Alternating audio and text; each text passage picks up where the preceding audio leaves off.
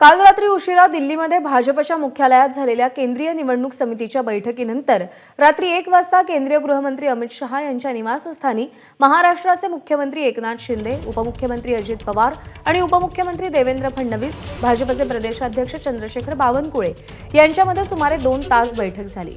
या बैठकीमध्ये 4 ते 6 जागा राष्ट्रवादी काँग्रेसला, 12 ते 15 जागा शिवसेना एकनाथ शिंदेंना, जर महाराष्ट्र नवनिर्माण सेना महायुतीमध्ये सहभागी झाली तर त्यांना 1 जागा आणि उर्वरित 28 ते 32 जागांवर भारतीय जनता पक्ष स्वतःचे उमेदवार उतरवणार या फॉर्म्युलावर निर्णय झाल्याची माहिती मिळते।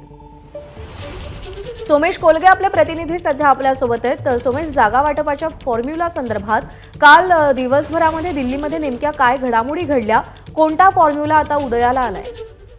प्रज्ञा, आपण लक्षात घेतलं पाहिजे की काल रात्री जवळपास 2.25 तास ही बैठक, 2.25 तासापेक्षा जास्त वेळ 2 तास ही बैठक केंद्रीय गृहमंत्री अमित शहा यांच्या निवासस्थानी सुरू होती आणि या बैठकीमध्ये अंतिम शिक्कामोर्तब झाल्याची शक्यता आहे। पूर्ण माहिती जी आपल्याला मिळते त्यानुसार महायुतीच्या जागा वाटपावर जवळपास शिक्कामोर्तब झालेलं आहे। आता काही जागा ज्या होत्या ज्यावर राष्ट्रवादी काँग्रेसचाही दावा होता आणि भाजपचाही होता, काही जागांवर भाजप उमेदवार उतरवण्यास इच्छुक होतं, तर त्याचवेळी एकनाथ शिंदे गटही ती जागा मागत होता। आता अशा परिस्थितीमध्ये जो एक पेच प्रसंग निर्माण झाला होता, त्यामुळे जवळपास उर्वरित सगळ्या 28 जागांचं घोडं अडलं होतं।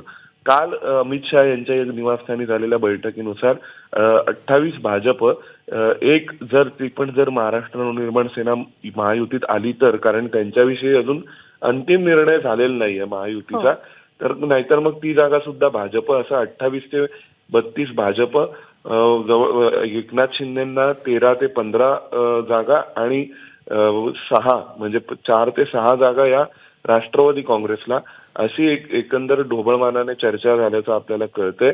आणि त्यानंतर मग या ठिकाणी ज्या मुख्य आता प्रश्न होता की कोणत्या जागेवर कोण लढणार, तर त्याबाबतचा निर्णय सुद्धा आजच्या दिवसभरामध्ये होईल। म्हणजे कालच्या बैठकीमध्ये त्याबाबतही अंतिम शिक्कामोर्तब झाल्याची माहिती मिळते। प्रज्ञा, सोमेश, या अपडेटसाठी धन्यवाद, पण विनंती की सोबत राहा, कारण आणखी काही बातम्यांचे अपडेट जाणून घ्यायचे। एबीपी माझा, उघडा डोळे बघा नीट।